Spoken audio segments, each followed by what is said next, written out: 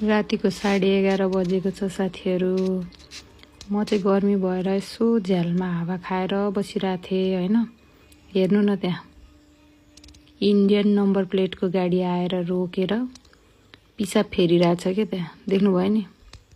हेर्नु त त्यहाँ लुगा लगाएको देख्नुभयो नि होइन? त्यो पिसाबको धारा हेर्नु न त्यहाँ।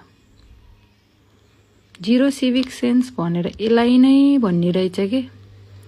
त्यही भएर मान्छेहरूले किन इन्डियन टुरिस्टहरूलाई ब्यान गर्नुपर्छ भनेर भनेको त यही कारणले रहेछ कि। अब द्याट मिन्स ब्यान गर्नु भन्नुको मतलब सबै इन्डियन टुरिस्टहरू यस्तै हुन्छ भन्ने नि हुँदैन नि त। फेरि कोही कोही त राम्रै हुन्छ, तर यस्तै इन्डियन टुरिस्टहरूले गर्दा कि इन्डियन टुरिस्टहरू कति धेरै बदनाम भइरहेछ कि। मान्छेहरू यस्तो हरकत गर्छ अनि त्यही भएर नेपालीहरूले कसैले पनि मन पराउन्न कि इन्डियन टुरिस्टहरूलाई। ल हेर्नु है, अब यिनीहरू पिसाब फेर्यो।